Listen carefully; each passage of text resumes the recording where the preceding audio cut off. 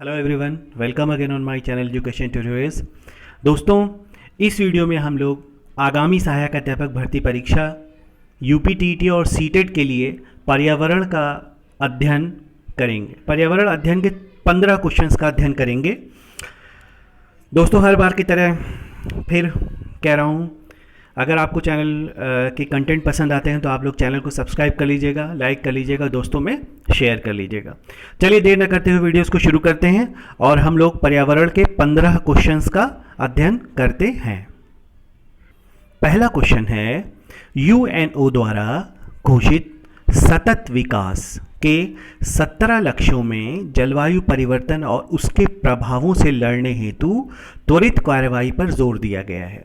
जो इस दिशा में पैक्ट हुआ है वो संबंधित है। ठीक है, तो मतलब बेसिकली ये क्वेश्चन यहाँ पे है कि जलवायु परिवर्तन के लिए कौन सा पैक्ट हुआ है यूएनओ की तरफ से। जलवायु परिवर्तन के लिए जो पैक्ट हुआ उसका नाम है पेरिस पैक्ट।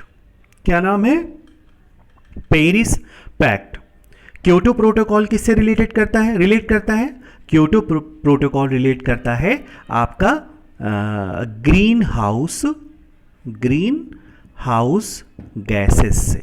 ठीक है, याद रखिएगा, पेरिस पैक्ट जलवायु परिवर्तन, Kyoto protocol green house gases से रिलेट करता है। यहीं पर मैं आपको बता दे रहा हूँ, यूएनओ संयुक्त राष्ट्र संघ का मुख्यालय कहाँ पे है? संयुक्त राष्ट्र संघ का मुख्यालय है न्यूयॉर्क शहर में।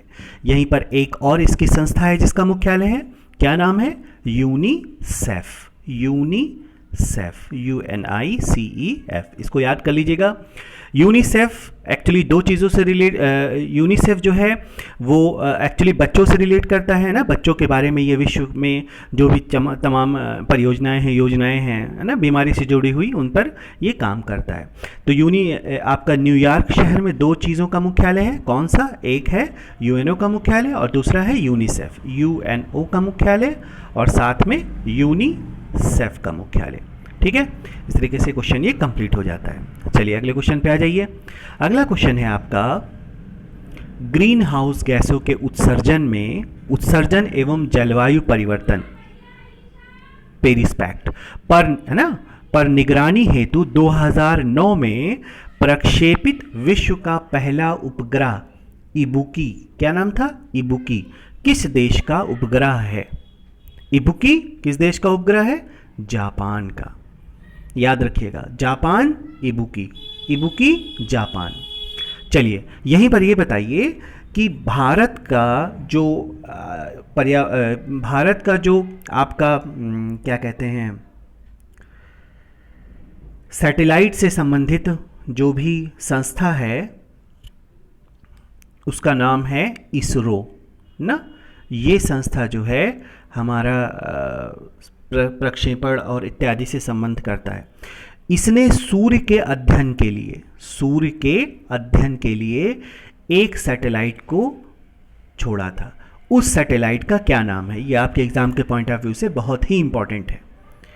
इसरो ने, इंडियन स्पेस रिसर्च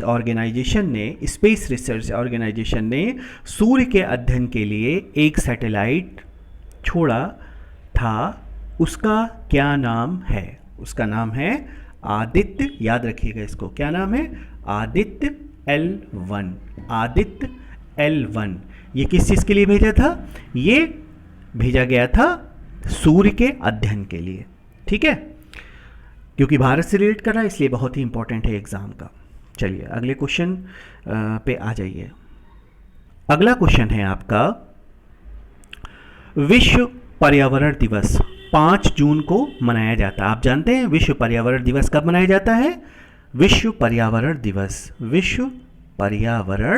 दिवस मनाया जाता है 5 जून को।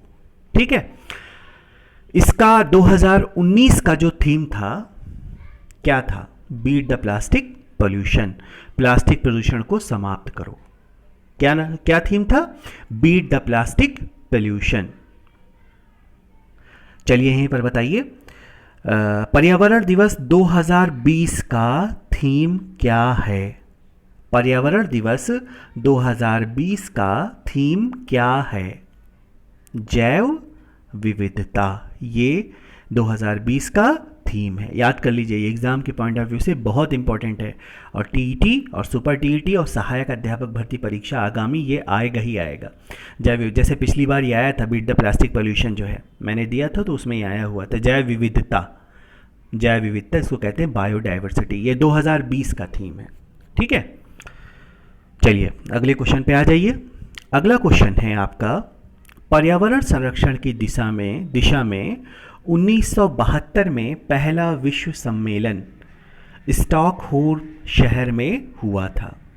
ठीक है, तभी से विश्व में इसके संरक्षण का प्रयास किया जा रहा, प्रयास तेज हुए हैं। यह बैठक जिस संस्था द्वारा आयोजित किया गया, किस द्वारा आयोजित किया गया था? यूएनओ। किसके द्वारा? यूएनओ के द्वारा ये बैठक आयोजित की गई थी। चलिए यहीं पर ये भी जान लीजिए कि यूएनडीपी, जो कि आपका डेवलपमेंट प्रोग्राम से रिलेट करता है, इसका भी मुख्यालय कहाँ पर है? इसका भी मुख्यालय है न्यूयॉर्क शहर में, न्यूयॉर्क शहर में। ठीक है, अगला क्वेश्चन है आपका, पर्यावरण के क्षेत्र में प्रयुक्त एजेंडा 21 किससे रिलेट करता है? एजेंडा 21 रिलेट करता है सतत विकास से। किससे रिलेट करता है? सतत विकास से। ठीक है, चलिए अगले क्वेश्चन पे आ जाइए। अगला क्वेश्चन है आपका, भारत में पर्यावरण संरक्षण अधिनियम, हर बार मैंने बताया पर्यावरण संरक्षण अधिनियम कब लागू किया गया? 1986 में। बहुत ही आसान सा क्वेश्चन है, इसका जवाब आप लोग दे लेंगे। अगला क्वेश्चन है आपका, ये बहुत इंपॉर्टेंट क्वेश्चन है, बहुत ही इंपॉर्टेंट, इसको याद कर लीजिएगा। विश्व का पहला डीएनए बैंक कहाँ पर स्थापित किया गया? अमेरिका में। जबकि एशिया का पहला डीएनए, सोचिए एशिया का पहला, ठीक है, उत्तर प्रदेश के किस शहर में? जानते हैं, हैरान हो जाएंगे, लखनऊ में। उत्तर प्रदेश के लखनऊ शहर में इसको स्थापित किया गया है डीएनए। विश्व का पहला डीएनए केंद्र बैंक अमेरिका में, और एशिया का पहला उत्तर प्रदेश के लखनऊ शहर में, जो कि उत्तर प्रदेश की राजधानी भी है। ठीक है, इस तरीके से ये क्वेश्चन कंप्लीट हो जाएगा। अगले क्वेश्चन पे आ जाइए। अगला क्वेश्चन है आपका, पर्यावरण दिवसों में कौन सा सुमेलित नहीं है? ये आपको जानते हैं, पर्यावरण दिवस 5 जून को मनाया जाता है। विश्व ओजोन संरक्षण दिवस 16 सितंबर को मनाया जाता है। जैव विविधता कब मनाया जाता है? 22 मई को। ये भी याद कर लीजिए, बिल्कुल सही है। जैव विविधता दिवस 22 मई को मनाया जाता है, लेकिन पृथ्वी दिवस 22 मार्च नहीं है। क्या है? गौर करिए, ध्यान दीजिए, पृथ्वी दिवस 22 अप्रैल को मनाया जाता है। कब मनाया जाता है? 22 अप्रैल को। चलिए, क्या आप बता सकते हैं कि पृथ्वी दिवस 2020 का थीम क्या था? पृथ्वी दिवस 2020 का थीम है क्लाइमेट एक्शन। क्लाइमेट एक्शन, याद कर लीजिए, क्लाइमेट एक्शन, इसको हिंदी में कहेंगे जलवायु क्रिया। ये 2020 का थीम है। ठीक है, इस तरीके से आपका कौन कौन सा ऑप्शन करेक्ट हो जाएगा, कौन सा गलत हो जाएगा?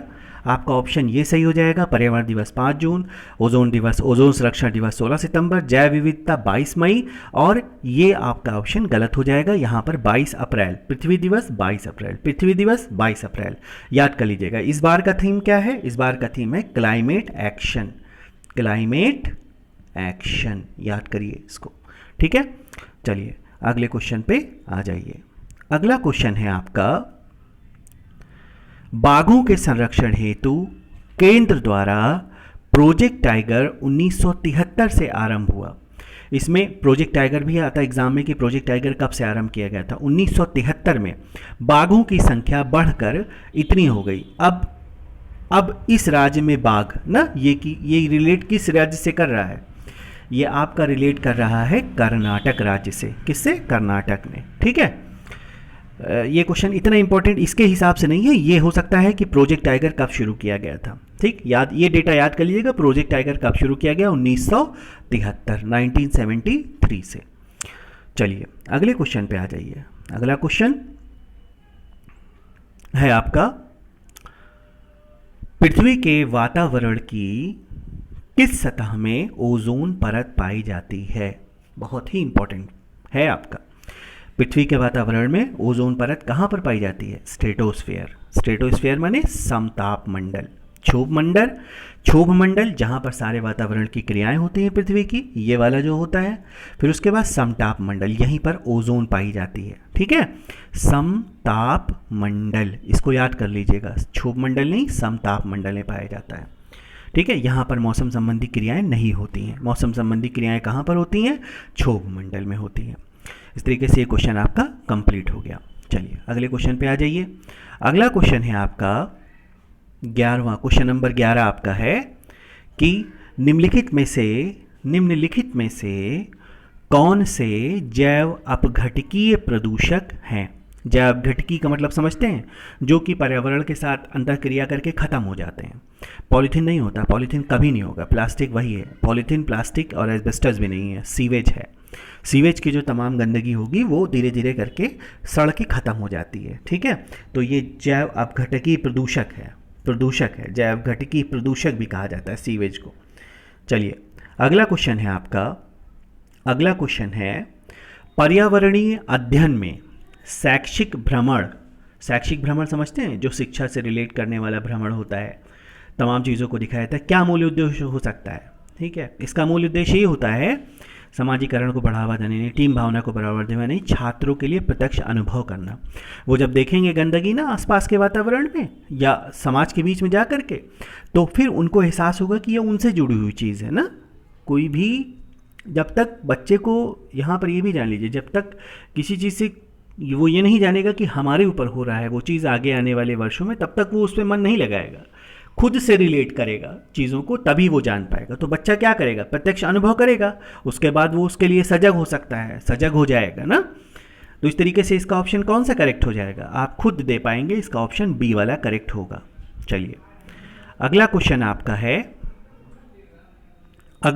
आपका है खाद्य संरक्षण के लिए निम्नलिखित में से कौन सा युग्म असत्य है, मतलब सच नहीं है?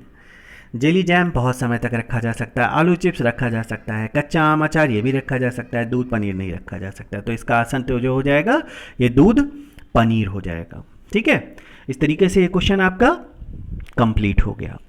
चलिए अगला क्वेश्चन है आपका, रानू पहली बार ट्रेन से नई दिल्ली से चेन्नई गई। अपनी यात्रा के दौरान उसने किस नदी को पार नहीं किया? चलिए बताइए। अगर आप भारत का नक्शा एक ऐसे बना लीजिए, ठीक है, ये आप ऐसे बनाइए, ऐसे करके रफ फिगर अगर हम बना लीजिए, मान लीजिए, तो रानू दिल्ली के पास से जब जाएगी तो ये ऐसे सीधे होती हुई नीचे जाएगी ना। कहाँ जा रही है वो? चेन्नई जा रही है, मद्रास ना, इधर जा रही है ना, इस तरफ कहीं जा रही है। और कह रहा है कि क्वेश्चन में उसको कौन सी नदी, यहाँ पे नर्मदा मिलेगी, यहाँ पर ताप्ती मिलेगी। ठीक है, और